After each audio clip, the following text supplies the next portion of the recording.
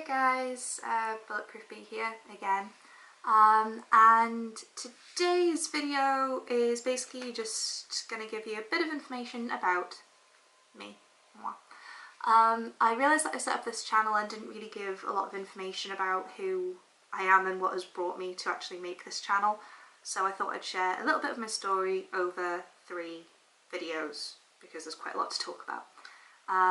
I'm going to put a mild trigger warning on this.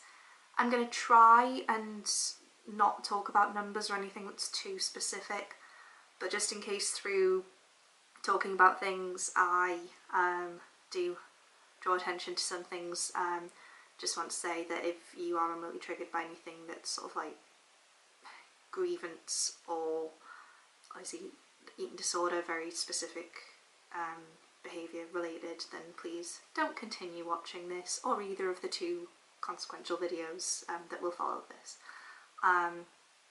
Okay, so with that being done and said, this video is going to focus on the sort of academic year of 2015 through to 2016. There have been quite a few problems that happened before this time in my life, but the main bulk of my issues basically started when I went to university, and that was that academic year. To give you a little bit of information about where I was before I went to university, through 6th form I was pretty much in top form. I was very confident in my body, in who I was as a person. I was quite aware of who I was and what my interests were and things like that.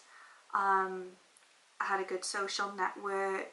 I had a boyfriend turned fiance. I mean, none of these things were perfect in my life, but I had it going pretty good. So then, going to university in September of 2015, within a couple of weeks, me and my fiance broke up, and we blamed it on a lot of issues at the time.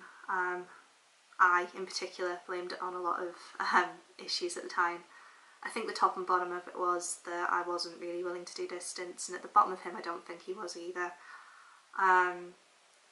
So that was a quite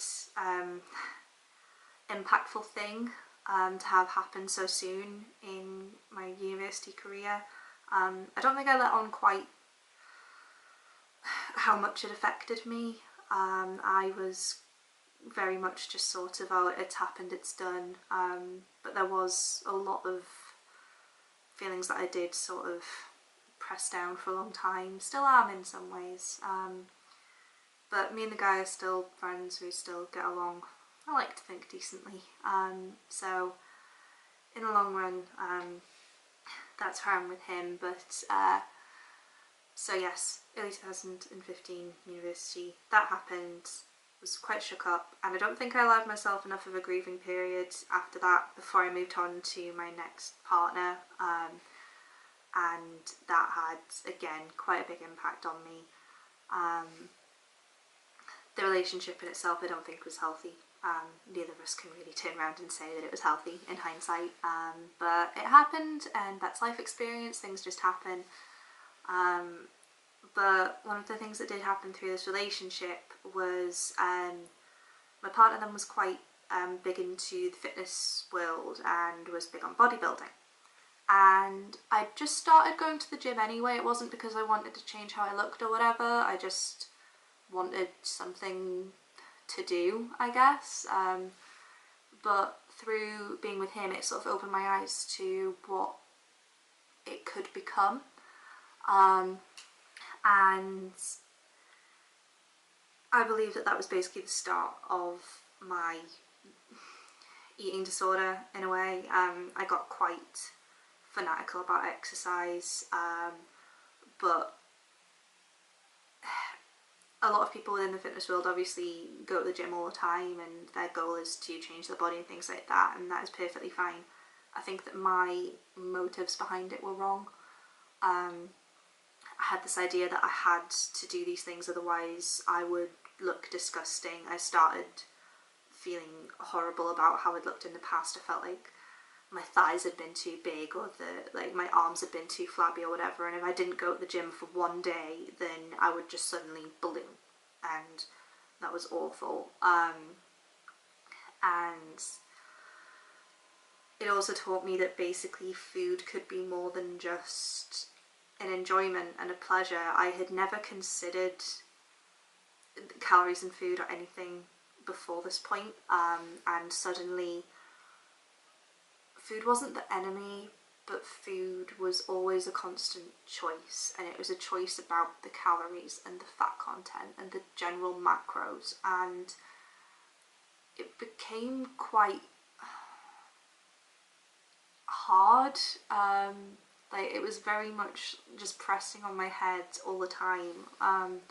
If I went out to a restaurant and the calories weren't on the app that I use to log my macros, I'd get quite scared and a bit freaked out that I couldn't log these things, and I ended up trying to influence people to go to restaurants where I could log the food, and it was quite bad. Even though I wasn't necessarily trying to lose weight, it was still obviously not the best behaviour. I mean, like I say, I know a lot of people do this within the fitness industry, but with how obsessive I got about it and how I wanted to change the way that my body looked to such an extreme level, I realise now that that was edging into levels of body dysmorphia with what I thought about my body in that present moment, and also what I thought about it in the past as well. So that was quite a destructive time. I don't want to talk too much more about anything to do with this right now. I don't want to start sort of triggering myself or anything. So I think I'm going to leave that there, because that was basically the main thing that happened over 2015 to 2016, was that basically became my life. And it still did until basically the following academic year. So I think I'll just stop there for now, and say thank you very, very much for watching this part of my story.